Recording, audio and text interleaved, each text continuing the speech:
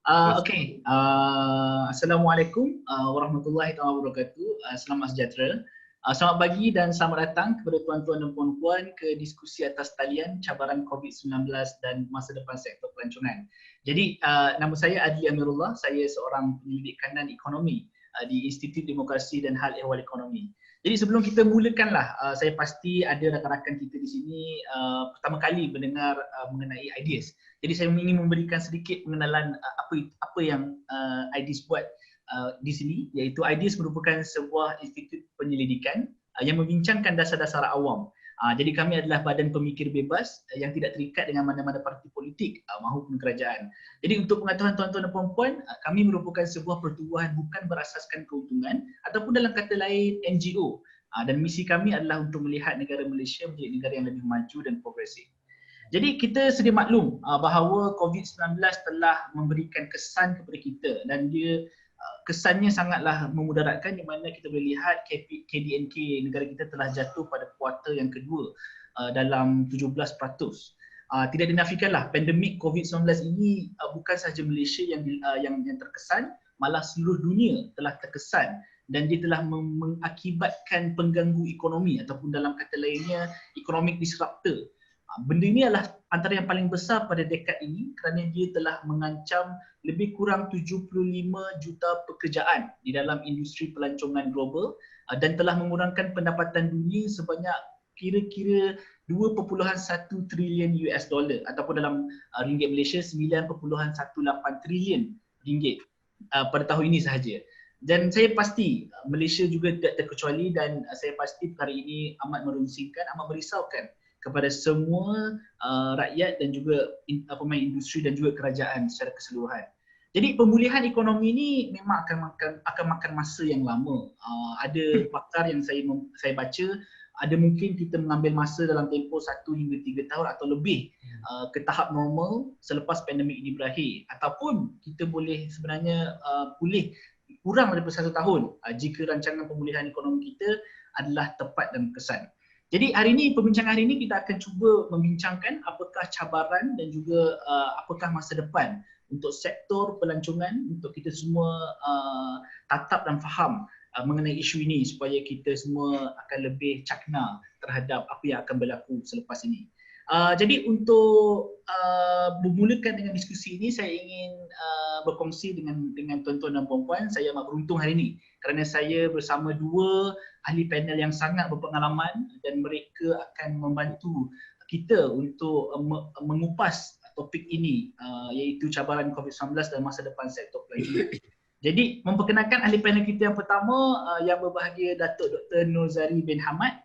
Beliau memegang jawatan sebagai Ketua Setiausaha Kementerian Pelancongan, Seni dan Budaya Malaysia, dan saya telah diberitahu bahawa beliau telah berkhidmat dengan kerajaan sejak 1986. Hampir 35 tahun pengalaman beliau sebagai civil servant. Jadi Datuk, apa khabar? baik, Alhamdulillah Cik Adli. Okey, bersama saya juga saya ingin perkenalkan ahli panel kita seterusnya yang berbahagia Encik Uzaidi Udanis. Beliau memegang jawatan sebagai Presiden Majlis Pelancongan Malaysia dan beliau merupakan seorang pemain industri pelancongan yang mempunyai pengalaman dalam industri ini hampir 35 tahun. Saya pernah diberitahu beliau telah terlibat dalam industri ini sebagai pemain industri sebelum tertubuhnya Kementerian Kebudayaan dan Pelancongan pada tahun 1987.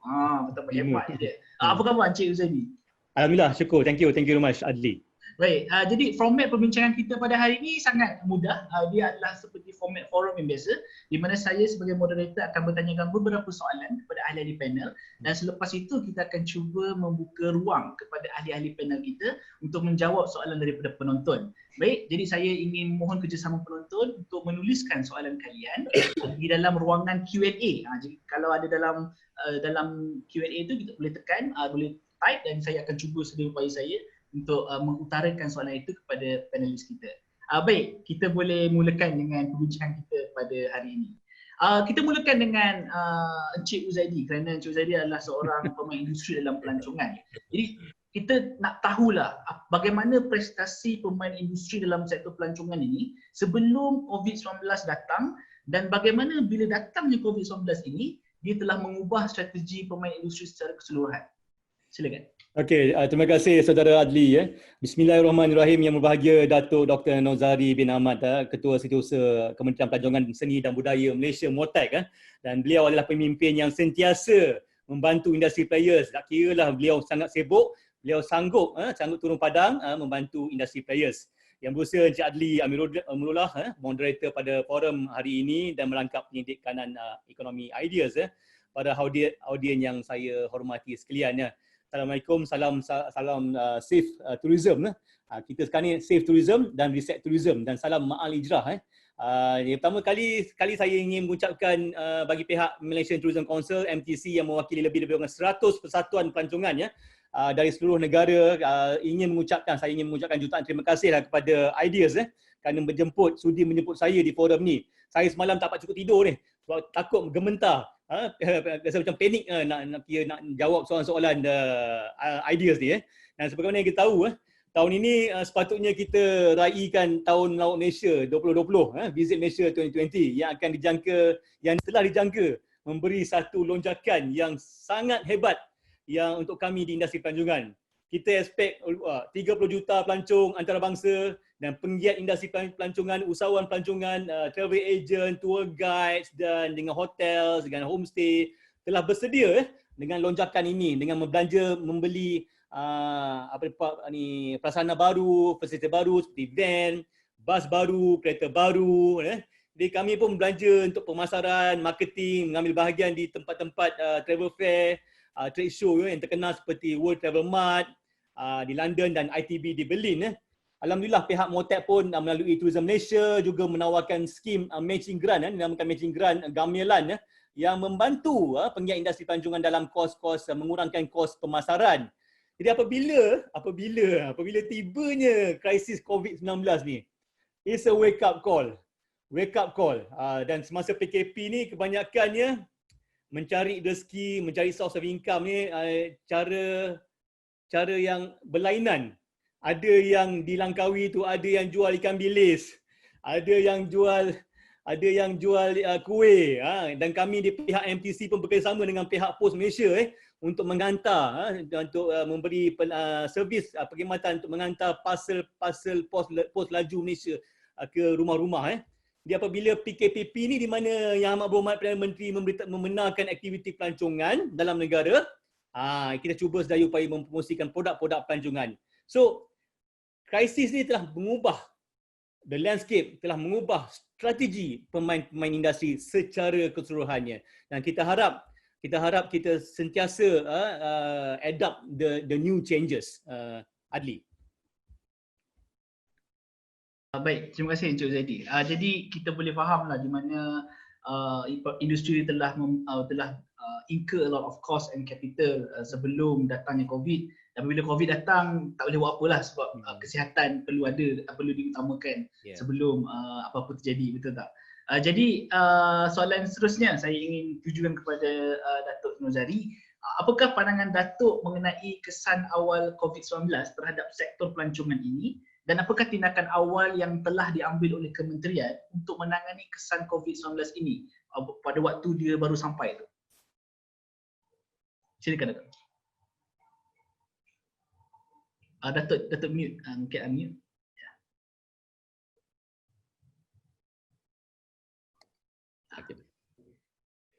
Bismillahirrahmanirrahim. Assalamualaikum warahmatullahi wabarakatuh. Salam sejahtera pada semua. Pertamanya terima kasih kepada saudara Adli dan juga Ideas yang menjemput saya di sini, dan pasti juga saya rasa berbesar hati dapat bersama-sama dengan saudara Uzaidi yang banyak bercerita kepada saya tentang industri pelancongan ini. Dan kita seperti mana yang saudara Uzaidi nyatakan, kita terpaksa menerima hakikat bahawa COVID-19 ini memberi kesan yang amat besar kepada industri yang ataupun aktiviti ekonomi yang ada di dalam negara kita ini, apatah lagi kepada industri pelancongan ini. Kalau kita lihat daripada data yang kita kumpulkan, ini pun merupakan anggaran data sehingga bulan Januari hingga Jun 2020, anggaran kerugian yang telah pun kita alami ini merupakan anggaran saja adalah sekitar 45 bilion ringgit. yang meliputi lebih kurang 8 ataupun 9 bidang utama yang berkaitan dengan industri pelancongan ini. Kalau kita ambil contoh saja, kalau dalam berkaitan dengan tour guides loss of assignment, kita anggarkan lebih kurang 100 bilion ataupun 80 hingga 100 million, 100 juta, 80 hingga 90 juta ringgit telah pun kerugian yang dialami oleh turis guide ini. Begitu juga dengan sektor yang berkaitan dengan organized tour, contohnya telah pun mengalami kerugian sekitar 4.3 bilion ringgit. Hampir rata-rata sektor yang berkaitan dengan industri pelancongan telah terkesan dengan begitu terasa sekali akibat daripada COVID-19 ini. Tapi itu adalah realiti yang kita terpaksa hadapi. Dan dalam konteks ini, apakah yang perlu kita lakukan? Adakah kita hanya perlu melihat perkara ini ataupun melihat dan menunggu sehingga keadaan pulih? Pastinya perkara ini diberi perhatian sepenuhnya oleh pihak kerajaan sendiri. Dan justru itulah kita cuba merangka beberapa strategi, beberapa pendekatan ataupun tindakan yang boleh kita ambil. Dalam situasi ini, kementerian tidak boleh melakukan secara sendirian. Justru telah berbagai-bagai pertemuan perbincangan yang telah pun kita adakan bersama dengan pemain-pemain industri yang ada, termasuklah daripada wakil MTC sendiri yang Cik Uzaidi dan rakan-rakannya sentiasa berhubung dengan kami untuk menentukan apakah tindakan yang paling sesuai untuk kita lakukan dalam keadaan negara yang menghadapi masalah akibat daripada COVID-19 ini. Justru itulah kita kalau boleh saya nyatakan di sini, sebaik saja pandemik ini melanda, kita telah pun mewujudkan satu yang kita panggil sebagai Tourism Recovery Action Council, TRAC.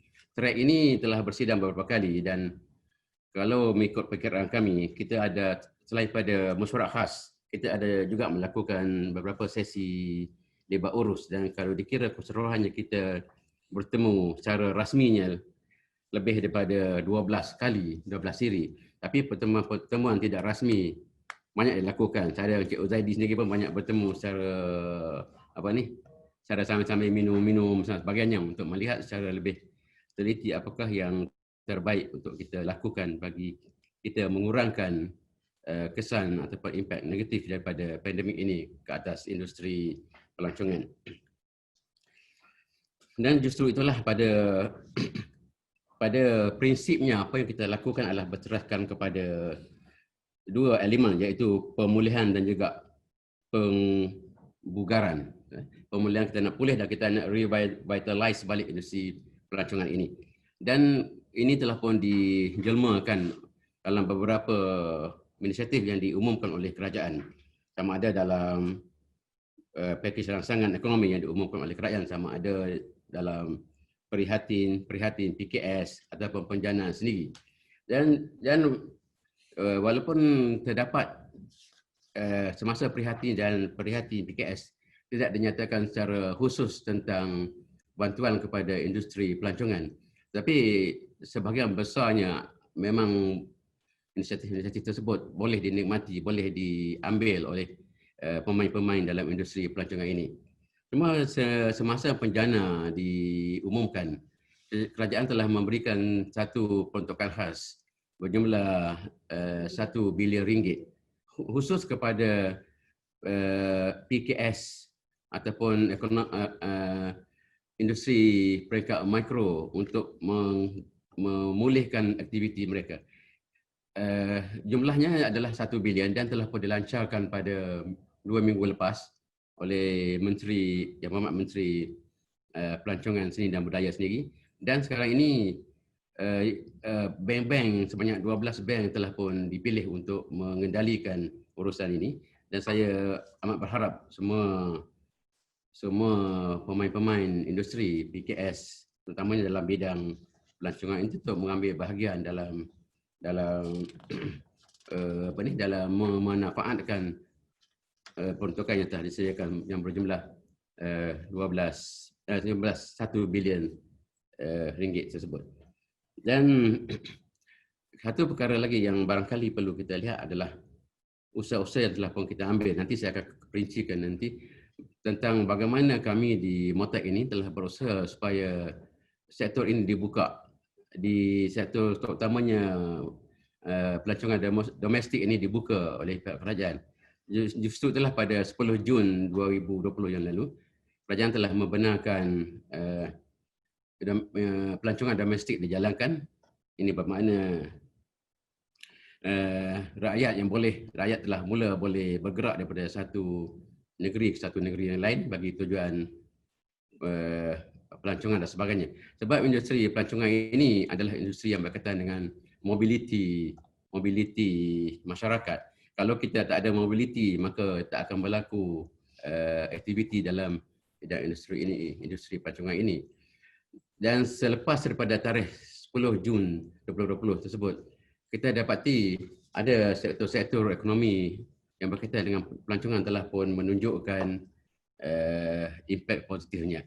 Saya tak katakan keseluruhan, tapi terdapat sebahagian daripada industri berkaitan dengan pelancongan ini telah mula menampakkan kesannya.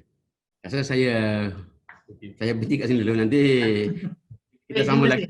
Banyak lagi kemudian Encik Zaidi. Boleh. Baik, terima kasih Datuk. Jadi kita sedia maklum bahawa antara usaha awal kerajaan adalah cuba bekerjasama dengan pemegang tarung iaitu pemain industri dan juga pihak-pihak yang berkepentingan supaya impak atau kesan COVID-19 ini dapat dikurangkan. Kita boleh lihatlah, itulah antara tindakan-tindakan awal yang telah diambil oleh pihak kementerian. Jadi kita berteruskan kepada soalan kepada Encik Zaidi. Jadi apakah cabaran-cabaran utama pemain industri dalam sektor pelancongan apabila krisis COVID-19 melanda di negara kita? Jadi persoalan dia, adakah cabaran-cabaran ini hanya berlaku ketika krisis ataupun sudah wujud sebelum krisis ini? Silakan Encik. Okey. Terima kasih Saudara Adli. Sebenarnya Adli, industri pelancongan adalah industri yang paling dinamik berbanding dengan industri-industri lain ya. Ia sangat fluid dan sangat sensitif dengan keadaan sekeliling ya, dan juga keadaan yang kami rasa beyond control lah. Contohnya bila negara kita dilanda jerebu, industri pelancongan terjejas juga Jadi ramai yang tak nak pergi keluar, tak nak pergi melancong ke tempat-tempat yang kena jerebu teruk lah. Jadi bila adanya H1N1 ataupun bird flu ataupun macam-macam lagi lah malah kita lihat gerakan pelancong-pelancong tu agak berkurangan. Malah tragedi MH7 ataupun MH370 pun industri pelancongan pun teruk juga terjejas dan ini juga mengambil masa yang lama juga untuk recover Jadi kita sebenarnya dah dah biasa dengan pandemik inilah. Tapi macam mana pun taklah seteruk macam pandemik COVID-19 ni yang melanda kita semua sekarang ni. You see Cik Adli tourism require travelling from point A to point B. Itu travelling lah, dan dengan adanya travelling ni kita boleh create tourism activities, tourism macam-macam lagi lah Jadi we can't travel freely at the moment lah. Jadi akibat pandemik ni, it has changed DNA of the travelling and tourism. Kita agak terkejut dengan tiba-tiba satu hari kita bangun, kita tak boleh menjual pakej-pakej melancong di luar negara, tak boleh pakej melancong mencari pelancong daripada luar negara datang sini. Jadi kita terkejut. Untuk inbound segment juga, idea pelancongan kita sangat bergantung dengan pelancongan berkumpulan ataupun grup turis daripada Indonesia, daripada China, daripada India, dan juga ASEAN. Kita juga terima lebih kurang 70% daripada pelancong kita adalah daripada negara-negara ASEAN. Jadi bila kita kaji semula, sebelum COVID-19 ni, sebelum krisis COVID-19 ni, trend telah menurun untuk grup turis, untuk berkumpulan pelancong yang berkumpulan. Dan semakin ramai pelancong dalam kumpulan kecil, family lah, individu, couple, honeymoon ini mungkin disebabkan ada berbagai-bagai option, berbagai-bagai pilihan ataupun berbagai-bagai kemudahan untuk pelanggan ataupun untuk pelancong menempah atas talian. Sekarang ini dengan ada macam-macam lagi, dengan OTA lah, dengan adanya booking system lah, semua tu. Ini telah membuatkan pelancong direct menempah pada hotel-hotel yang mereka ingin tinggal. Jadi itu adalah ramai antara ejen-ejen pelancongan yang memberi tekanan yang penting untuk kemudahan ini. Jadi bila pandemik ni, rasa macam it's a wake up call for all of us, terutama sekali travel agent yang kebanyakan mereka ni tidak mengamali ataupun tidak adapt this digital trend ataupun kita panggil digital disruptive lah. Macam-macam digital disruptive yang kita temui ya. Tiap-tiap hari ada digital disruptive. Ini adalah satu mimpi ngeri bagi kami di industri pelancongan. Tapi apakan daya, ini adalah satu trend ataupun satu di mana the future yang kita tak boleh stop. Ini sebenarnya telah berlaku sebelum krisis ini. Tapi apabila krisis ni timbul, maka mulalah kita sedar. Kita kadang-kadang kita bertaubat. Kita kena tahu apa ni, kita tak langsung involve dalam digital punya platform. Itu sebab kita pentingkan sarankan pada semua operators, homestay ke, handicraft player ke, ataupun culture punya provider ke, kita nakkan mereka supaya mempunyai DNA, digital DNA. Setiap darah mereka tu, setiap badan mereka tu mesti rasa betapa pentingnya digital yang kita digitalizationkan produk-produk kita ataupun kita punya servis kita. Jadi ini adalah satu cabaran ya, yang sebenarnya sebelum krisis ni dah berlaku, tapi bila krisis ni ada, barulah kita bangkit. Ada yang masih lagi tak bangun lagi, tidur lagi. Tapi kebanyakan antara kita telah bangkit dan cuba adaptkan sistem digital ni. Yang kedua, cabaran yang kedua adalah kita rasa complacent. Kita rasa macam apa yang kita ada ni pelanggan akan datang sini. Turis akan datang sini. Kita ada KLCC. Turis akan datang sini sebab kita ada antara bangunan yang tertinggi, antara bangunan tertinggi di dunia. Kita ada Batu Cave, turis akan datang sini. Tak kisah kita tak buat apa-apa pun turis akan datang sini. Tapi sebenarnya produk-produk ini telah evolve dan kehendak pelancong antarabangsa telah evolve, telah nakkan lebih daripada produk-produk ni. Jadi kita rasa dengan adanya COVID-19 ni kita sedar yang banyak produk-produk kita ni telah lama, telah basi. Telah lama kita tak revamp. Walaupun kita ada mempunyai satu produk, tapi kita boleh revamp, kita boleh adjust, kita tambahkan sikit rempah, tambahkan sikit sambal kan, supaya kita rasa aroma itu menarik lebih pelancong. Inilah antara dia punya cabaran-cabaran yang patut kita tahu daripada awal tu. Itu sebab melalui Tourism Productivity Nexus, kita telah menganjurkan series Inbound Tourism Bootcamp sebelum COVID-19 ni, sebelum pandemik ni, kita nak sedarkan penyiap-penyiap industri supaya kita kena revamp produk-produk kita. Kita kena make sure produk-produk kita sentiasa fresh from the oven, fresh from the farm lah. Itu antara yang kita rasa kita telah lakukan, dan insya-Allah banyak lagi produk-produk baru yang akan datang yang kita boleh promotekan. Contoh seperti di Pahang, di Kuantan. Saya selalu beritahu ini. Contoh di Pahang, di Kuantan, di JT Bandar tu, 10 minit daripada JT Bandar tu kita telah lihat berbagai-bagai jenis krokodil. Ni buaya betul, ni bukan buaya darat, buaya betul. Yang mana saya rasa ini tak payah perlu pergi hutan. Tak payah masuk hutan, tak payah pergi naik bukit, kita tak payah melalui sungai-sungai yang rasa ngeri kan. Melalui dekat bandar Kuantan ni safe, kita boleh nampak live, bukannya zoo kita namanya unzoo experience. Kita lihat, kita boleh rasai krokodil, kita boleh lihat ataupun krokodil yang berada di habitat natural. Ini adalah antara produk-produk yang rasa banyak lagi sebenarnya produk-produk di Gopeng lah, di Merapoh lah, di Sabah lagi banyak produk-produk yang patut kita revamp dan untuk kita tarikkan lebih. Sekarang ni jadi best kept secret. Jadi kita tak maulah best kept secret. Tak gunanya kita rahsia-rahsia benda-benda ni, tapi kita gunakan produk-produk ni untuk kita tarik lebih ramai pelancong-pelancong yang berkualiti untuk kita meningkatkan ekonomi negara kita. Itu antaranya cabaran yang juga mungkin business model kita, travel agent. Kebanyakan kita ni sangat gemar mempromosikan luar negara. Mempromosikan negara. Kadang-kadang kita pergi tengok Korea tu penuh dengan pelancong Malaysia. Sampai-sampai kan ada yang kedai-kedai makcik-makcik kedai yang jual-jual kerangsang lah, jual-jual yang tu kan, dia boleh cakap Melayu pula, cakap bahasa Malaysia. Kata mari kakak, mari abang, murah-murah sini. Dia boleh cakap bahasa Malaysia. Itu betapanya pentingnya pelancong Malaysia di negara tersebut. Dan juga di Jepun, walaupun negara Jepun mahal, jadi kerajaan Jepun telah mengiktirafkan pelancong Malaysia ni sangat penting untuk negara mereka. Jadi kita ni jadi country who produce tourists. Dan kita ni amat gemarlah melancong luar negara, menjadi prestigious. Kadang-kadang kita tengok berbagai-bagai program lah di TV untuk mempromosi negara-negara tersebut. Jadi bila adanya pandemik ni kita dah stuck. Macam mana ni? Jadi alhamdulillah, it's a blessing in disguise sebenarnya.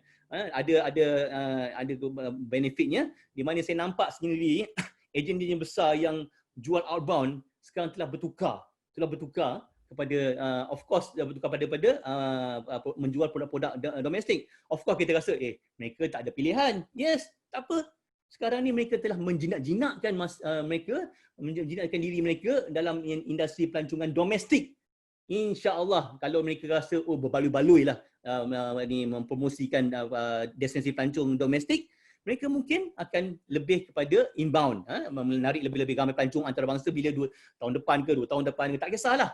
Jadi mereka telah shift paradigma telah shift pada outbound player, major outbound player kepada domestik dan insyaAllah pada inbound, di mana inilah negara kita perlukan pelancong yang berbelanja, pelancong yang berkualiti untuk kita tarik mereka ke segi dengan adanya ejen-ejennya. Jadi ini adalah antaranya, dan mungkin saya akan sentuh satu lagi, bank.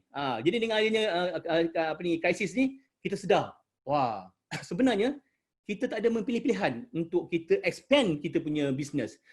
Contohnya bas. Bas sebenarnya kebanyakan bas mereka memilih membawa pinjaman daripada leasing company ataupun finance company, disebabkan kriteria-kriteria bank yang agak ketat. Mungkin bank mengatakan, kebanyakan bank lah, bukan semua bank, kebanyakan bank mungkin mengatakan industri pelancongan ni sangat risiko, very high risk. Macam mana dia nak memberi pinjaman pada movable asset, di mana di Malaysia ni mungkin movable asset ni agak kurang emphasize-nya. Jadi movable asset macam boat, kalau kita nak pergi snorkeling, ada boat, ada memancing, ada boat, van yang bas dengan lain tu, kita perlukan satu badan ataupun satu bank yang memerlukan memahami industri pelancongan. Itu sebab kami ataupun industri pelancongan, pengingat industri pelancongan terpaksa meminjam duit daripada leasing company, daripada finance company yang bank-bank yang company-company ini di bawah KPKT, Kementerian Perumahan, dan tidak berada di bawah bank negara. Jadi apabilanya adanya pengumuman moratorium ni, agak terasa tergugat sikitlah sebab leasing company ataupun ni kemungkinan tidak, dia kata saya tak perlu memberi moratorium. Yang perlu memberi moratorium ialah bank di bawah bank negara, ini di bawah instruction bank negara. Ini adalah satu adjustment di mana bukannya wake up call bagi kita semua, bagi kita, tapi wake up call bagi seluruh Malaysia dan di stakeholders ataupun bank-bank yang tertentu. Itulah sikit sebanyak yang saya komen, Saudara Azli. Baik, terima kasih Encik Zaidi. Jadi kita sedia maklumlah bahawa antara cabaran utama adalah untuk mencari satu inovasi dalam industri sendiri supaya boleh mengurangkan kesan COVID-19 itu sendiri terhadap industri. Jadi itu antara cabaran-cabaran yang dihadapi oleh pemain industri. Jadi soalan seterusnya adalah kepada Datuk Nur Zari. Apakah cabaran dari perspektif kerajaan pula? Jadi apakah cabaran utama pihak kementerian untuk membantu sektor pelancongan ni bila COVID-19 datang kepada kita? Terima kasih Saudara Adli, begitu juga dengan Saudara Uzaidi. Cabaran seperti yang mana saya sebutkan tadi dan diakui oleh Saudara Uzaidi bahawa pelancongan ini melibatkan mobility, melibatkan travelling daripada satu poin ke satu poin.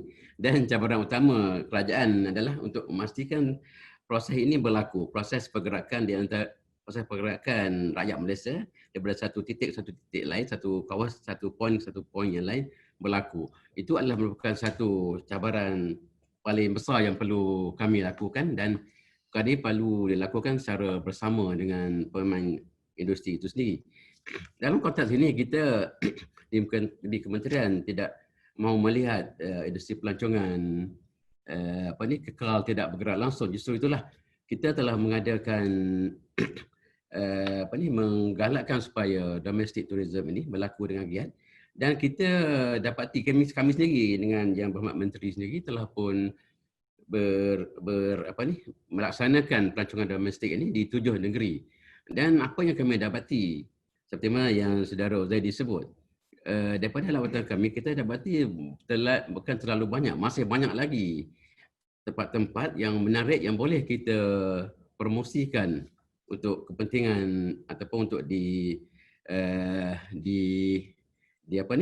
dijelajahi oleh rakyat Malaysia. Daripada 7 negeri tersebut, masih banyak yang pada pandangan saya yang sepatutnya rakyat Malaysia sendiri bergerak ataupun pergi ke satu kawasan tersebut, dan ini akan secara langsung akan dapat meningkatkan lagi perancangan domestik. Kita perlu akui bahawa dalam masa mungkin tahun ini, saya rasa kita masih lagi tidak boleh selalu bergantung kepada pelancongan asing. Kita perlu mengharapkan kepada pelancongan domestik berjalan dengan giat, dan ini sajalah caranya kalau kita ingin melihat industri pelancongan ini bergerak sebagaimana yang kita harapkan. Sebab kita ingin melihat, bila kita perlu lihat begini, rantaian ekonomi, kegiatan ekonomi yang ada di sekitar industri pelancongan ini terlalu besar. Daripada hotel, daripada penerbangan, kepada sekecil-kecilnya adalah mereka yang menjual kraft tangan, air di jalan, di tepi-tepi jalan. Keseluruhan rantaian ini adalah mereka yang menerima kesan langsung dalam akibat daripada pandemik ini. Justru itulah apa yang cabaran bagi kami adalah untuk melihat sekurang-kurangnya berlaku satu pergerakan domestik yang akhirnya dapat memberi keuntungan atau faedah kepada keseluruhan mereka yang berada di rantaian ekonomi yang berkaitan dengan industri pelancongan itu. Dan dalam hal inilah seperti yang saya nyatakan tadi, usaha kita setakat ini yang boleh kita buat adalah untuk menggalakkan domestik pelancongan berlaku dengan SOP tertentu. Biarlah kita dikenakan SOP, berlaku penjarakan, pembersihan dan sebagainya, tapi domestik itu perlu berlangsung dengan sebaik mungkin. Justru itu kalau kita lihat sekarang ini telah berlaku sedikit peningkatan dalam tempahan bilik-bilik hotel umpamanya di beberapa lokasi yang secara jelas menunjukkan bahawa kita rakyat Malaysia sendiri bersedia untuk melakukan pelancongan domestik ini. InsyaAllah kita akan dapat menjayakan matlamat ini. Tapi satu lagi cabaran yang kita ingin atau yang kita hadapi adalah kesediaan pihak yang memiliki produk pelancongan itu untuk meningkatkan lagi kualiti produk yang mereka ada, di samping lebih inovatif, lebih kreatif dalam menawarkan perkhidmatan yang mereka ada. Saya rasa saudara Zaidi telah pun menyebut perkara ini. Sekiranya kita masih lagi mempunyai produk yang masih lagi di tahap yang lama, saya rasa kita akan menjadi begitu sukar untuk menarik pelancong-pelancong tempatan datang. Begitu juga dengan kreativiti dan sebagainya. Kita perlu lebih inovatif, lebih kreatif dalam keadaan ini. Dalam keadaan sekarang ini, kalau kita masih lagi bergantung kepada produk kita yang lama, kaedah promosi yang lama, saya rasa kita mungkin akan menghadapi kesukaran untuk menarik. Inilah masanya untuk kita lebih berinovasi, lebih berkreatif, lebih mahir dalam menceritakan sesuatu produk kita itu agar ia menjadi tarikan kepada domestik ini, kepada rakyat tempatan untuk berkelana pergi ke satu tempat yang lain. Umpamanya kita telah berjumpa dengan beberapa penggiat, contohnya kita berjumpa dengan pemilik produk tersebut, dan kita nyatakan bahawa apa yang perlu dilakukan sekarang ini adalah untuk membuat penyesuaian kepada produk-produk yang mereka miliki. Saya setuju dengan apa yang saudara Zaidi sebut. Pandemik ini memberikan satu ruang untuk kita meneliti setakat mana produk kita itu sebenarnya yang boleh kita pastikan ia berlaku, ia terus digemari, terus sustain untuk satu jangka masa yang panjang. Itu cabaran di peringkat jangka pendek ini. Di peringkat jangka panjang yang pastinya adalah international travellers. Kita masih lagi tidak dapat memberi satu kepastian dengan tepat bila sempadan kita akan dibuka kepada orang luar untuk masuk ke sini. Kerana ia akan turut dipengaruhi oleh banyak faktor. Faktor kesediaan kita, faktor kesediaan daripada negara luar untuk membenarkan penduduk mereka datang ke Malaysia. Dalam konteks ini, saya rasa meskipun sempadan itu masih lagi tidak dibuka, bagi pihak pemain industri, saya rasa mereka perlu mempersiapkan diri mereka dengan kaedah-kaedah, contohnya pakej-pakej yang boleh ditawarkan dengan promosi dan sebagainya. Kerana bagi saya, kita tidak boleh berhenti daripada membuat promosi. Kalau saya boleh ceritakan di sini, kita pernah satu peristiwa yang berlaku yang menyebabkan kita pada masa itu kita agak terkebelakang sedikit daripada membuat promosi. Dan bila keadaan pulih lepas daripada insiden tersebut, kita dapati kita agak terlambat dalam mewawarkan kelebihan yang kita ada. Ini menyebabkan proses kedatangan ketibaan pelancong asing ke negara agak lewat berbanding dengan negara-negara lain yang tidak berhenti-henti membuat promosi. Justru itu saya merasakan bahawa promosi itu perlu dilakukan bersama. Pihak penggiat industri harus melakukan promosi tersebut dan pastinya kami di MOTAC melalui Tourism Malaysia dan agensi-agensi kami yang ada akan terus-menerus melakukan promosi ini. Mungkin dalam skala yang mungkin tidak sebesar ya dalam keadaan di mana pelancong asing boleh masuk, tapi ia perlu dilakukan secara berterusan dan dekat inilah kami amat mengharapkan agar pemain-pemain industri ataupun persatuan-persatuan dan sebagainya, MTC dan lain-lain untuk bekerjasama dengan kita untuk kita teruskan melakukan promosi ini. Saya risau keresahan kami adalah andai kata COVID ini pulih dalam masa yang singkat, dan tiba-tiba kita tidak mempunyai satu bentuk persediaan, ia akan melambatkan lagi proses. Kita ketinggalan dalam proses menyediakan kemudahan untuk orang asing datang ke negara kita. Jadi dalam kesimpulannya, cabaran yang dihadapi adalah untuk memastikan bahawa segala produk yang kita ada perlu pada tahap yang baik. Promosi kita harus lebih cerdas dan kita harus sepanjang masa melakukan promosi ini, dan pada masa sama mana yang saya nyatakan dan saya rasa Cik Uzaidi sendiri pun bersetuju, kita harus bersedia dengan apa yang kita ada, perlu lebih inovatif, lebih kreatif dalam hal-hal berkaitan dengan updating produk-produk yang kita ada. Saya rasa itu dulu. Terima kasih banyak.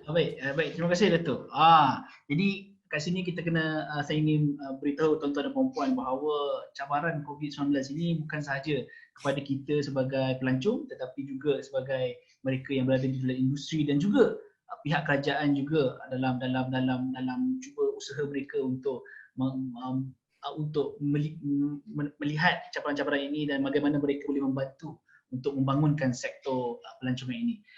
Jadi kita agak kesuntukan masa. Mungkin saya akan cuba simpulkan beberapa soalan yang saya ada ni untuk satu soalan terakhir sebelum kita bukakan kepada beberapa soalan yang telah dikemukakan di dalam oleh penonton ini.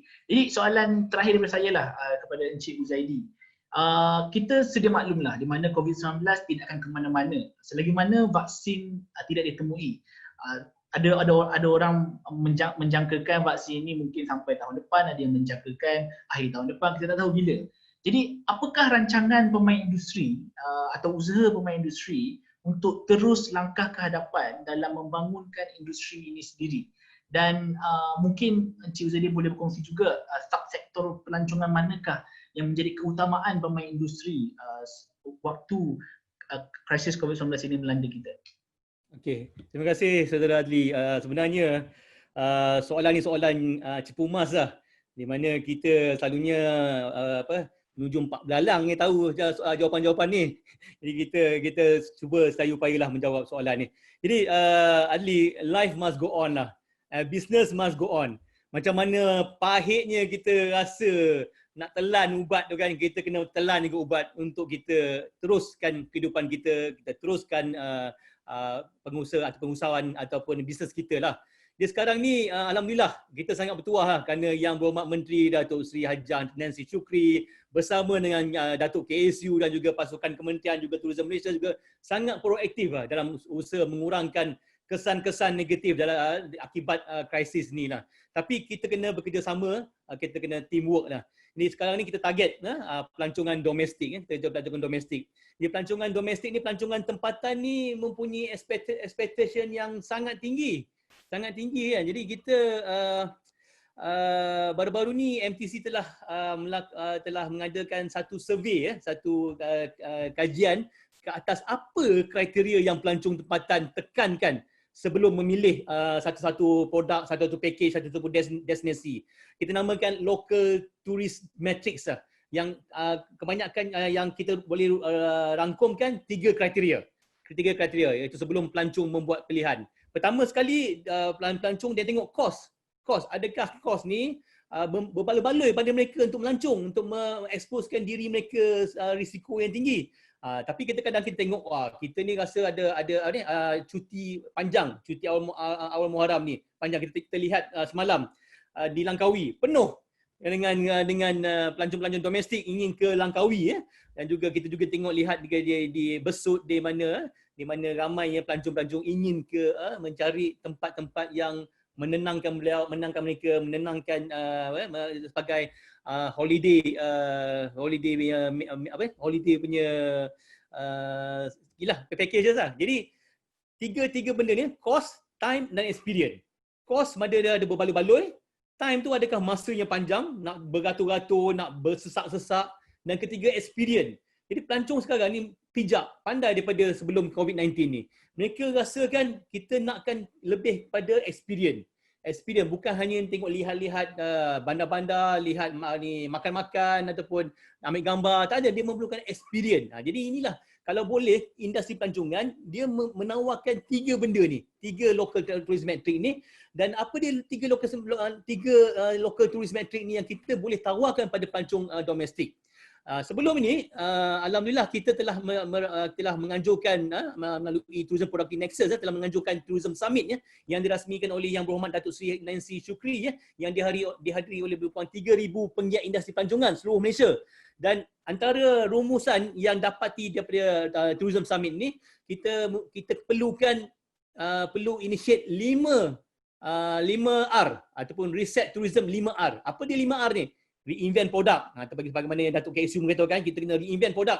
Research target market. Kita domestik pelancong. Apa yang domestik pelancong? Dia berbagai-bagai jenis. Ada yang suka memancing, ada yang suka naik bukit, ada yang suka naik masuk hutan, ada yang suka macam-macam lagi lah.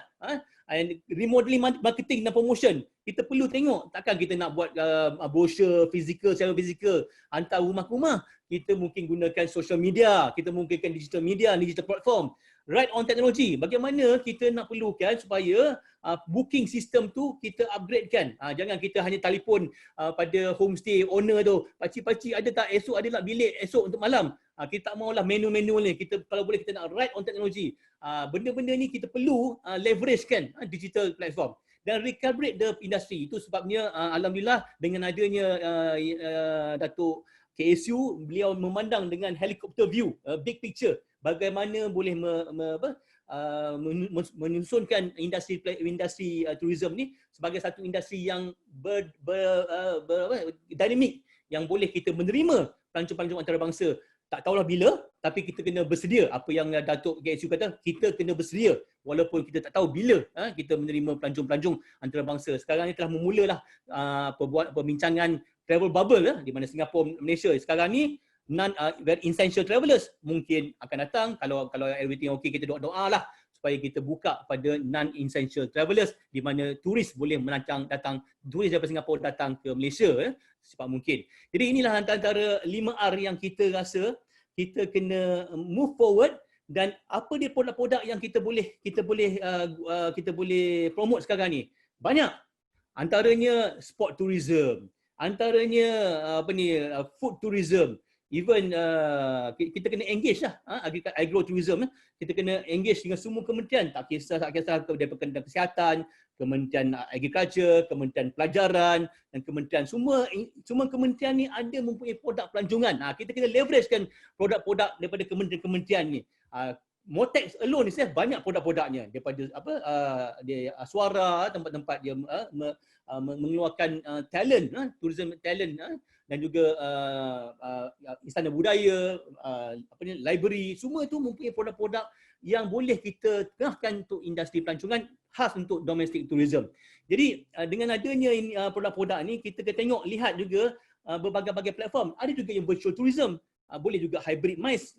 Kita hanya mengumpulkan beberapa orang untuk dalam satu dewan, tapi kita boleh open up worldwide dengan cara platform digital.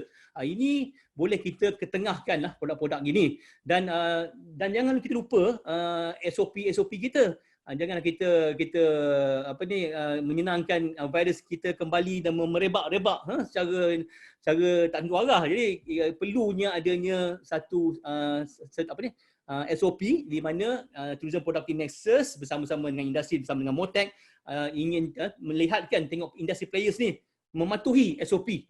Itu sebab kita ada MATEX yang special kategori daripada ADAP dan HEDA, yang mana kita perlu, semua industri pelancongan perlu tahu apa dia SOP untuk kita mengurangkan kerepakan COVID-19 ni. Ini adalah antara yang berpotensi lah untuk kita bangunkan dengan pesat pasca COVID-19 ni, Saudara Azli. Baik, terima kasih Encik Huzaidi. Jadi kita sedia maklum bahawa antara usaha yang sebagai pemain industri perlu tekankan pada ketika ini sehinggalah kita kembali ke masa normal, iaitu mengubah ataupun merancak atau improvekan dari segi kos dan juga pengalaman atau experience dan juga masa. Bagaimana kita boleh improve tiga benda ni, terpulanglah kepada kreativiti dan juga inovasi pemain industri itu sendiri. Jadi soalan seterusnya terakhirlah kepada yang berbagi Datuk daripada pihak kementerian lah kan. Mungkin Datuk boleh berkongsikan dengan kita apakah usaha-usaha yang sedang atau akan dilaksanakan oleh kementerian untuk membantu sektor pelancongan, dan juga mungkin Datuk boleh berkongsikan apakah hala tuju ataupun subsektor pelancongan yang di dalam atau di bawah radar kementerian untuk kita lihat secara keseluruhan. Okay, terima kasih Saudara Adli dan juga sahabat saya Saudara Huzaidi. Kalau dari segi strateginya, sebab seperti mana yang disebut oleh Saudara Huzaidi, kementerian akan melihat secara makro kepada perkara yang boleh kita laksanakan dalam kita menggiatkan kembali industri pelancongan ini. Dan dalam konteks ini kita telah pun menyediakan 5 strategi yang saya rasa telah pun sering diperkatakan. Yang pertama adalah kita inginkan supaya orang ramai yakin bahawa tempat-tempat yang ingin dilawati di Malaysia ini adalah selamat. Kita ingin memulihkan kembali keyakinan rakyat Malaysia, terutamanya dalam masa sekarang ini, dalam keadaan kita menggalakkan pelancongan domestik ini, berasa selamat bila mereka pergi ke satu tempat. Justru itulah bila kita lihat daripada SOP yang kita telah berjaya dapatkan kebenaran daripada kerajaan, banyak 13 SOP itu adalah merupakan satu manifestasi kepada selamat atau tidaknya sesuatu tempat itu. Daripada 13 SOP itu, ia hampir kesemuanya merangkumi ataupun meliputi produk-produk utama pelancongan. Seperti yang mana yang Saudara Huzaidi disebutkan tadi, dalam kita melakukan perjalanan atau lawatan ke mana-mana tempat yang kita telah berkenal pasti, sama ada ia berbentuk taman tema, hotel, tempat jualan makanan dan sebagainya, pematuhan kepada 13 SOP itu adalah satu yang amat perlu sekali, supaya kita boleh memberikan satu petunjuk kepada orang ramai bahawa kita dibenarkan untuk melancong dengan syarat kita semua secara peribadinya mematuhi SOP tersebut. Itu satu yang amat perlu untuk kita menanam kembali keyakinan bahawa Malaysia ini adalah satu yang selamat, meskipun dalam keadaan mana pandemik ini masih lagi bersama-sama kita, tapi dengan syarat pematuhan kepada 13 SOP yang berkaitan itu perlu kita lakukan. Yang keduanya, seperti yang saya nyatakan tadi, apa yang kita lakukan sekarang ini adalah kita menggalakkan pelancongan domestik, dan hasil daripada beberapa tinjauan yang kami buat, kami dapati masih banyak tempat-tempat yang perlu kita terokai, perlu kita perkenalkan dalam usaha kita untuk memberitahu rakyat Malaysia bahawa kita mempunyai banyak tempat yang boleh dilawati, dan dalam keadaan sekarang ini lawatan itu adalah selamat, tapi dengan syarat SOP itu kita patuhi. Dan yang ketiga, apa yang kita lakukan juga adalah untuk meneroka potensi ketiban pelancong asing melalui rentas sempadan. Seperti mana yang secara Zaidi sebutkan tadi, secara berbabul itu telah pun kita mulai pada 17 Ogos yang lalu dengan Singapura, dan insya-Allah walaupun pada masa ini ianya adalah lebih kepada pergerakan yang penting sahaja, tapi kalau keadaannya mungkin telah kembali baik, ia akan boleh diperluaskan lagi.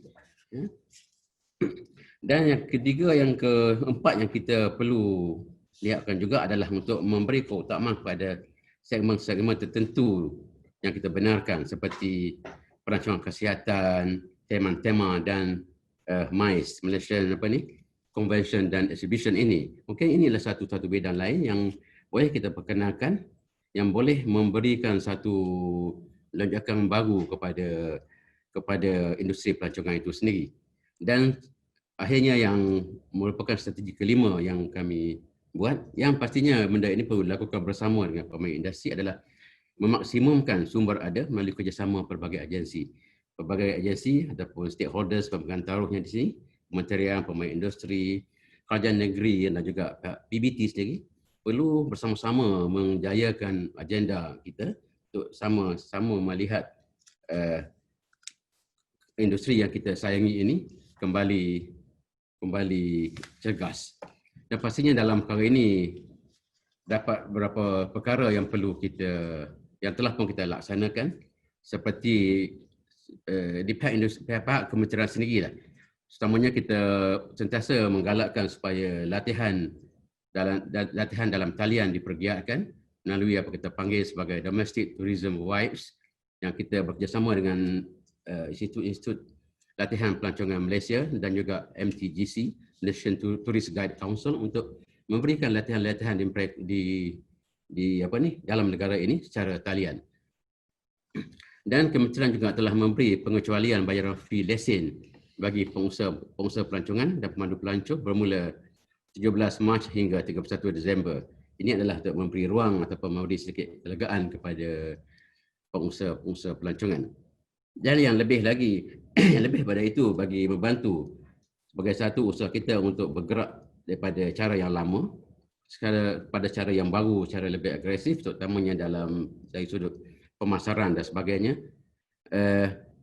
Tourism Malaysia telah memperkenalkan apa yang websitenya yang kita kenali sebagai Malaysia Travel. Dalam hal ini kita memberi ruang yang secukupnya kepada industri, penggiat-penggiat industri untuk mewar-warkan produk yang mereka ada melalui laman web yang kita buat di sini. Dan di sini saya ingin mengajak semua penggiat industri untuk menyediakan pakej-pakej menarik dan mengemukakan kepada pihak kementerian melalui Tourism Malaysia untuk kita masukkan dalam platform tersebut. InsyaAllah benda-benda ini akan membantu kita meningkatkan capaian kita, dan penting lagi adalah untuk memberitahu masyarakat tempatan dan masyarakat dunia bahawa kita memang telah bersedia pada setiap masa untuk menerima pelancong-pelancong asing. Terima kasih Datuk. Terima kasih. Kita kesedaran masuk singkatkan ke sini. Baik, terima kasih Datuk. Jadi saya boleh rumuskanlah bahawa antara usaha kerajaan yang penting untuk memastikan sektor pelancongan ini dapat dipulihkan seperti biasa adalah mengembalikan keyakinan kepada pelancong-pelancong, terutamanya dengan memperkenalkan beberapa SOP. Jadi kepada tuan-tuan dan puan-puan, kalau tuan-tuan dan puan-puan ingin melancong, pastikan tuan-tuan dan puan-puan mengikuti SOP yang telah disediakan. Kerana kalaulah COVID datang balik, tuan-tuan dan puan pun tak boleh keluar jalan lah nanti. Jadi saya cuba ambil beberapa soalan yang menarik, dan ada satu soalan daripada FB. Jadi kita orang juga ada live di FB. Antara soalan ni ditujukan kepada Encik Uzaidi. Dia memberitahu di dalam komen mengatakan bila dia ingin membuat keputusan untuk melancong, antara perkara yang paling dirisau adalah kesihatan. Dia risau sangat. Kalau dia ikut SOP tapi orang lain tak ikut SOP, nanti dia pun kena sakit. Jadi dia nak tahu macam mana pemain industri seperti Encik Uzaidi untuk memberikan keyakinan kembali kepada dia bahawa pemain industri akan memastikan semua orang akan ikut SOP, dan insyaAllah kalau semua orang ikut, dan dia pun ada keyakinan balik untuk melancong di dalam negara. Silakan Encik Zaid. Okay, terima kasih Saudara Adli. Sebenarnya soalan yang bagus tu sekali. Di kita sekarang ni teruja sangat, industri pelancongan ni teruja sangat menerima pelancong begitu ramai sekali. Kadang-kadang kita rasa syukur alhamdulillah dapat juga cover sikit yang kerugian yang masa PKP selama 3 bulan tu. Tapi sebenarnya peranan pemain industri amat penting untuk kita mengekangkan virus ni. Ini adalah satu enemy, hidden enemy ataupun invisible enemy yang kita rasa akan menggugat bisnes kita, akan menggugat industri kita. Pentingnya mereka mematuhi control the crowd, control dia punya distance, control dia punya sistem. Kadang-kadang kita tak biasa, kita tak bersedia untuk sistem kita, sistem booking, sistem pembayaran, membeli tiket ferry tu macam mana. Mungkin kita boleh buat secara digital, ada dia punya timing dia kan. Sekian-sekian masa untuk ini, sekian-sekian masa untuk ini. Bila sebelum ferry datang, kita boleh ke satu tempat, ke area mana, satu dewan ke, satu mana ke yang boleh kita control crowdnya tu punya situation. Jadi ini adalah penting. Itu sebabnya Tourism Productive Nexus sangat pentingkan SOP ini bekerjasama dengan pihak MOTAC untuk kita merangkakan SOP dan juga memberi satu kaedah di mana penggiat industri pelancongan dapat mengikuti dan dapat diiktirafkan sebagai satu tempat yang selamat yang mematuhi SOP ini. Penting. Jadi kita akan buatkan secepat mungkin. Kita nampaklah keadaan sekarang ni di mana rakyat Malaysia sangat terujalah membantu industri pelancongan. Kita sangat berterima kasihlah pada rakyat Malaysia ni. Tapi bukan hanya Langkawi saja yang popular, bukan hanya dia tapi cubalah kita spread out dia punya business tu, kita spread out kita punya sokongan tu pada kawasan kampung, di Taiping, di Kedah, kadang-kadang ni aku tak boleh kan, tapi kita tempat-tempat lain lah, di Pahang, di mana kan. Jadi ini adalah satu di mana saya rasa sangat terharu lah sokongan rakyat Malaysia. Oleh itu pentingnya peranan penggiat industri untuk kita control the situation. Terima kasih. Betul Cik Zaidi. Jadi saya setuju di mana bukan sahaja rakyat untuk mematuhi SOP, pemain industri juga perlu main peranan untuk memastikan mereka mematuhi SOP walaupun sesusah atau seleceh macam mana pun, tapi ini demi kesihatan kaum sejagat orang kata. Jadi ada satu soalan lagi. Soalan ini ditujukan kepada Yang Berbahagia Datuk. Jadi dia bertanyakan pihak Indonesia ada perbincangan untuk membuka destinasi tertentu seperti Bali dan Jakarta sahaja untuk pelancong luar negara. Jadi ada tak Malaysia mempunyai perbincangan yang sama untuk membuat satu strategi yang lebih kurang sama, iaitu membuka destinasi spesifik kepada pelancong antarabangsa? Mungkin Bahagia Datuk boleh memberikan sedikit komen mengenai ini. Terima kasih sekali lagi Saudara Adli. Betul, dalam proses kita untuk membuka ruang kepada ataupun membenarkan kemasukan pelancong-pelancong asing ke dalam negara, satu daripada pendekatan yang telah pun dibincangkan di pihak kementerian adalah untuk antara point to point. Maksud saya dia ada tempat yang telah pun dikenal pasti sebagai zon hijau dengan kawasan di Malaysia yang juga didapati hijau. Itu adalah antara perkara-perkara yang telah pun kita ambil kira, dan antara kalau saya sebut di sini, antara benda kita boleh buat adalah antara yang kita bincangkan pada masa ini adalah antara destination to destination ataupun island to island ataupun group tour tertentu. Inilah antara perkara-perkara yang kita sedang bincangkan. Walau bagaimanapun perkara ini saya pasti yang akan diberi keutamaan adalah sejauh mana kesediaan pihak sebelah satu lagi dengan pihak kita. Kerana dalam keadaan macam mana pun, kesihatan dan keselamatan rakyat itu yang perlu kita beri keutamaan. Sebenarnya yang dinyatakan sebelum ini, kita telah pun mengadakan perbincangan dengan beberapa buah negara yang saya rasa adalah kita ada perbincangan dengan pihak Singapura, pihak Thailand, Korea dan juga Brunei dalam perkara ini untuk kita buka dulu kepada mereka, dan pastinya satu pada imponen tersebut yang boleh kita buka antara kawasan-kawasan. Malahan dalam yang Berhormat Menteri sendiri telah berjumpa dengan duta Jepun di Malaysia, dan antara salah satu perkara yang kita bincangkan dengan pihak kedutaan Jepun di Malaysia adalah untuk membuka sempadan, tapi bukan sempadan keseluruhan, sempadan antara lokasi to lokasi. Umpamanya daripada satu tempat di Jepun ke satu tempat di Malaysia ini. Tapi saya rasa kita perlu akui perbincangan untuk membuka ini adalah satu perbincangan yang begitu dalam, yang perkara ini rasanya tak begitu sukar untuk dibuat keputusan dalam masa yang betul. Jadi kita boleh tengoklah di mana kita sendiri di Malaysia tidak ketinggalan, di mana perbincangan-perbincangan seperti ini telah pun diambil dan dibincangkan oleh pihak-pihak yang berkenaan.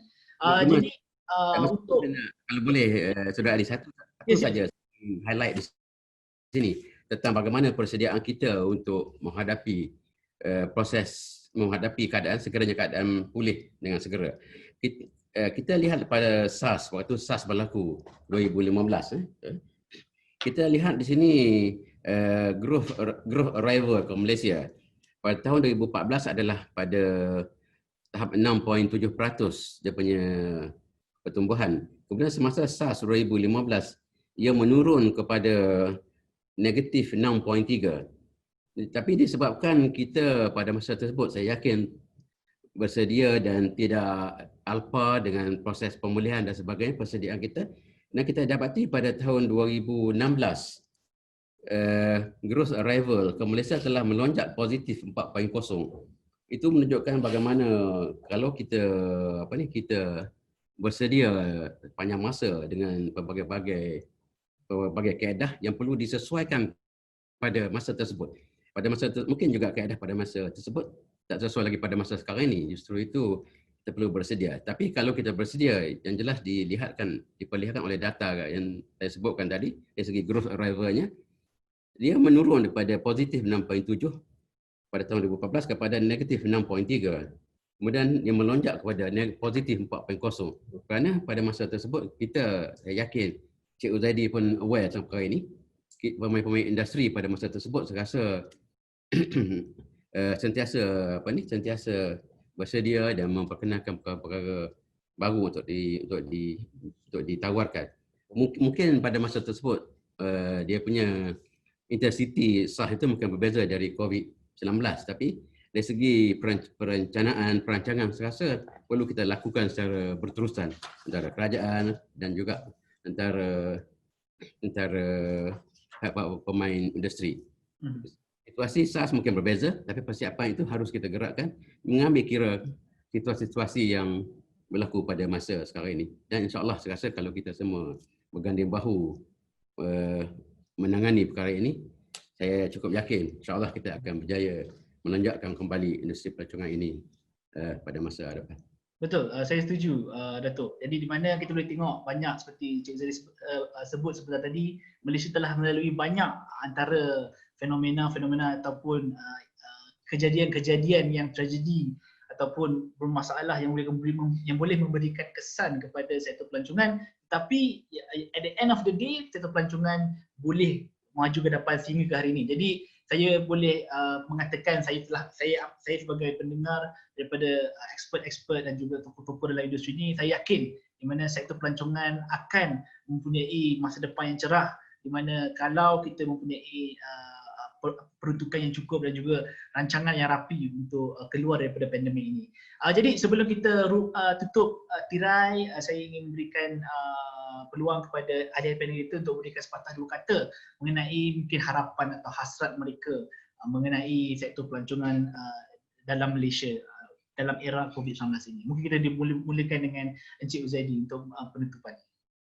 Okey, terima kasih Saudara Adli.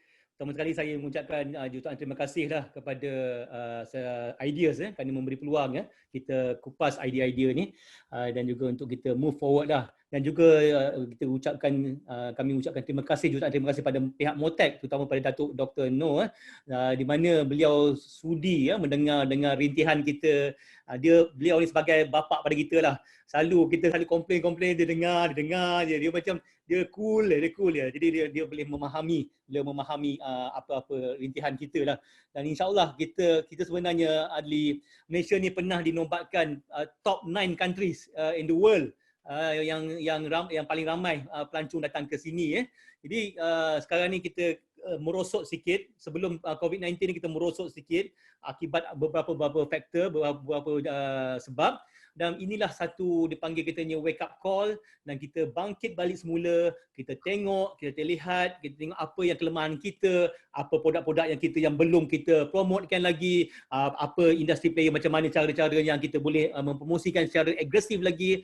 Dengan adanya COVID-19 ni dah kita sanggup kita bangun sama-sama, kita save tourism dan kita reset balik tourism ni untuk kita melonjak, kalau boleh kita top 10%, top 10 yang boleh kita bangga. Dan dengan adanya industri pelancongan ni, ekonomi negara kita boleh meningkatkan lagi, mengeluarkan memberi lebih banyak lagi pekerjaan pada rakyat Malaysia, memberi peluang-peluang pada pelabur-pelabur antarabangsa dan juga pelabur-pelabur tempatan untuk kita bersama-sama dalam membina negara kita yang sayang ni. Sempena hari kemerdekaan ni, marilah kita sama-sama kita lebih more nationalistic, lebih patriotik untuk kita mempromosikan tempat-tempat pelancongan. Mungkin kita tahu kampung kita ada satu tempat yang bagus. Beritahu pada kita, kita akan wawakan. Kita jangan buat rahsia-rahsia lagi lah. Kita wawakan untuk kita promote secara agresifly. Dan itulah, terima kasih banyak pada semua rakyat Malaysia kerana sudi membantu industri pelancongan untuk kita bangkit semula. Itu dah sikit sebanyak Encik Adli. Terima kasih Encik Zaidi, sangat bermanfaat. Dan saya juga ingin teruskan kepada Yang Berbagi Datuk untuk berikan sepatah dua kata mengenai hasrat dan juga harapan Datuk terhadap sektor pelancongan ini. Terima kasih Saudara Adli, juga sahabat saya Datuk Zaidi. Industri pelancongan satu industri yang begitu dinamik sekali dan ia merangkumi satu rantaian ekonomi yang cukup besar. Sebenarnya yang saya katakan tadi, industri pelancongan bukan kita bercakap tentang industri perhotelan, tapi kita juga bercakap tentang mereka yang berada di sepanjang rantaian ekonomi tersebut, daripada mereka yang menjual air di jalanan kepada pengusaha bot, homestay, restoran, pembekal barang mentah, hinggalah kepada transport, penerbangan, bas, beca dan sebagainya, hinggalah pada hotel yang bertaraf 5-6 bintang. Mereka ini adalah mereka yang sentiasa berada dalam rantaian industri pelancongan itu sendiri. Dan dalam konteks ini, kalau siapakah yang boleh menggerakkan industri pelancongan kita ini, ia tak lain bukan adalah kita sendiri. Kita sendiri rakyat Malaysia yang seharusnya membantu menjayakan agenda kita ini. Kalau pada tahap ini, agenda utama kita adalah kepada pelancongan domestik. Kitalah yang harus menjayakan matlamat ini untuk kita lihat kembali industri pelancongan ini bergerak dengan cergas, kerana impaknya adalah terlalu besar, bukan hanya kepada pengusaha hotel tapi juga kepada mereka yang saya nyatakan tadi, beratus-beratus, beribu-ribu mereka yang ada di sepanjang rantaian ekonomi itu yang akan menikmati daripada satu keputusan seorang daripada kita untuk melancong. Baik, terima kasih Datuk. Akhirnya saya selamat menyambut hari kemerdekaan. Bakal beberapa hari lagi, semoga kita semua diberi kekuatan, dan terima kasih kepada Saudara Uzaidi, kepada Tourism Productivity Nexus, MTC, dan juga kepada Saudara Adli, Ideas untuk menganjurkan pertemuan ini. InsyaAllah kalau dijemput, kita boleh lagi datang dan bersedia berkongsi. Boleh pengalaman. insyaAllah. Baik, terima kasih Datuk. Jadi sebelum saya mengakhiri ini, saya ingin berkongsikan kepada tuan-tuan dan puan-puan mungkin beberapa benda yang tuan-tuan dan puan-puan boleh ambil daripada perbincangan ini adalah daripada perspektif pihak industri, amat penting untuk kita mencari satu inovasi. Macam mana kita boleh improvekan kos kita, masa kita dan juga pengalaman atau experience kita untuk kita stay relevant dalam industri ini. Dan kepada rakyat Malaysia, teruskan menerokai diamond ataupun gems di tempat-tempat Malaysia untuk kita terus meraihkan pelancongan domestik. Dan saya pasti banyak lagi tempat-tempat menarik dalam Malaysia ini, bukan sahaja Langkawi, bukan sahaja Pulau Redang. Banyak lagi tempat-tempat yang kita boleh terokai dan inilah masanya untuk kita bercuti-cuti Malaysia. Tapi yang penting kita kena jaga SOP dan ikut SOP supaya kita sama-sama boleh memerangi COVID-19 dalam masa terdekat ini, insyaAllah. Jadi saya ingin mengucapkan terima kasih kepada Yang Berbahagia Datuk Dr. Nozari kerana sudi bersama kami hari ini, dan juga Yang Berbahagia Encik Uzaidi Udanis kerana menjadi tetamu ahli panel kita pada hari ini. Kepada kalian saya juga ingin minta maaf kepada soalan-soalan yang telah diberikan tetapi kita kesuntukan masa maka kita tidak dapat memberikan. Jadi saya ingin terima kasih kepada tuan-tuan dan puan-puan kerana bersama kami untuk membincangkan mengenai sektor pelancongan ini. Jadi apa yang baik semua datang daripada Allah dan apa yang buruk semua datang daripada saya sendiri. Dengan itu saya mengakhiri sesi kita pada hari ini dengan wabillahi taufiq wal hidayah.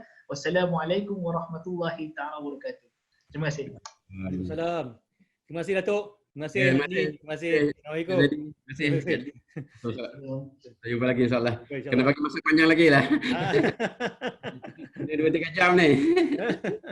Okay. Alright, terima kasih. Alright. Assalamualaikum.